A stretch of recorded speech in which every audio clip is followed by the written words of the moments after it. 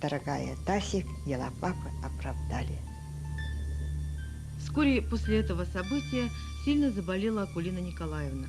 К сожалению, для ее здоровья все эти годы не прошли даром. Сардане пришлось вернуться в Якутск, ухаживать за больной матерью. И потом, ну, сказали, что вот надо продолжать дела отца. Давай поступай в гуманитарный. И потом вот поэтому меня уже с медицинского перевели. Поступила я на гуманитарный факультет, тогда назывался, на филологическое отделение. Факультет русского языка и литературы. Вот, окончила в 1962 году, и с тех пор работаю в Институте языка, литературы и истории, который ныне называется Институт гуманитарных исследований. 41 год трудится Сардана Платоновна в институте, который в 1935 году создал ее отец.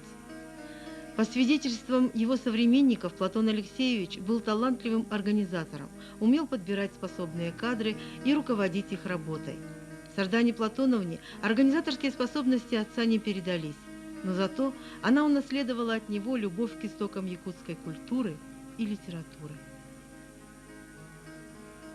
Ну, с детства я, может быть, тоже вот выросла в среде как бы бытования живого фольклора.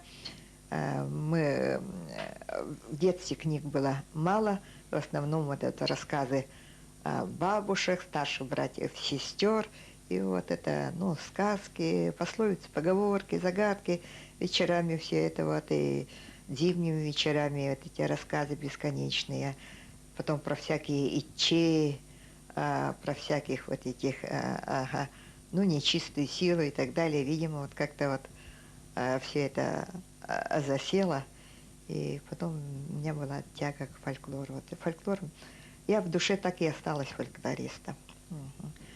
Но потом только меня где-то вот, когда было это перед столетием Платона Алексеевича, ну, перевели в отдел фольклора, буквально, ну, перекрестили отдел литературы насильственно, потому что, ну, сказали, что вот ты дочка, и твоя святая обязанность, значит, ну, работать во имя, ну, отца. И она начала работать. Собирать литературное наследие отца приходилось по крупицам. Помогали люди. Буквально отрывая от сердца, безвозмездно отдавали они ей некогда приобретенные ими оригиналы рукописей и личные вещи писателя. Потом вот после реабилитации мама, значит, ну, подняла вопрос, просила вернуть вот то, что перечислено было это в обыске. Но нам сказали, что вот это фотографии и это, ну, там книги некоторые, ну, рукописи особенно, хранились в ящике, а он как бы там это в подвале отсырел, ну, пришел в негодность, ну, пришлось уничтожить. Это мама этому не верила, мы не однажды этот вопрос поднимали, ну, так вот до сих пор следы эти пропали. Альбом там один, он выдрали нутро, а осталась обложка. И на обложке несколько, это, ну, буквально 2-3 фотографии, которые были приклеены, их не стали выдирать. Вот это у нас в семье все время хранилось. Вот, а папина вот эта рукопись, вот, красного шамана, мне потом передал мой коллега Георгий Митрофанович Васильев. Он в свое время, ну, как бы был ну, вот, в комиссии, видимо, которая вот должна была, значит, участвовать в инквизиции, вот, в сожжении книг общества Саха-Каскеля и так далее. И он говорит, я, говорит, была гора там книг, рукописей, и просто, говорит, вот красный, она, говорит, мое внимание, говорит, привлекла тем, что красная обложка была, говорит. Я, говорит, схватил ее, так вот развернул, смотрю, говорит, красный шаман, автограф Платона Алексеевича. Я, говорит, туда-сюда посмотрел и незаметно сунул за пазуху. И вот он его даже с собой в Абый возил. Он в годы войны в Абый работал, он эти там вот сохранил. И потом только вот Случайно где-то случайно сохранился. сохранил в 60-х годах, он передал этот рукопись мне.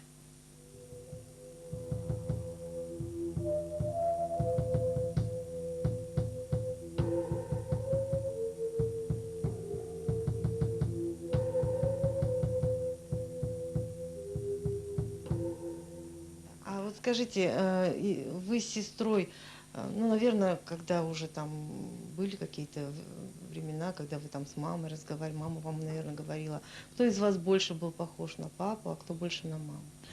На папу больше всего похожа старшая сестра, Саргалана. Ага. Характером, да? И характером, и внешне. Вот по фотографиям, если следить, она... Даже вот люди, которые, ну, не знали, что она дочка Юнского, так вот, ну, некоторые так. О, однажды в автобусе мы ехали, и один мужик говорит, о, о Юнской Гадери. Ага, мол, это вот, эта девочка так похожа, мол, на Юнского. И тогда я сказала, а что не будет похоже, если она дочка его? И он говорит, да, и вот просто так удивился. Ага, вот. Ну, незнакомый, буквально незнакомый мужчина. А вы больше на маму похожи? Ну, я похожа на папину родню, на папину младшую сестру, потому что когда в Татте была, одна из родственниц сказала, о, как ты, говорит, это на сестру, говорит, папину, на младшую, на Марию, похожа на Маню. Мгм. Вот. Ну, больше, наверное, все-таки отцовская кровь во мне. А Фаргалана точная копия отца, все даже вот. Ее как-то вот и писатели, и папины друзья, ну, ко мне так вот, ну, постольку, поскольку относились. Алану всегда баловали, к ней с каким-то благоговением относились. Я была тем мудота, была тем, ага, тем курдок, вот это, ага. Вот она дочь, мол, это как отец. Младшей же дочери явно передались литературные способности отца. Как говорит сама Сардана Платоновна, в детстве баловалась рифмоплетством. В юношеские годы уже более ответственно стала заниматься стихосложением и даже посещала литературный кружок «Сергеляхские огни». Ну а на серьезное написание поэтических произведений вдохновила Сардану Аюнскую «Родина отца». Татинский улус – колыбель зарождения всей якутской литературы. Здесь родились самые известные в республике писатели и поэты. Кажется, что здесь вдохновляет сама природа, появляется живой образ, открывается поэтическое дыхание, и написание стихов уже трудно сдержать.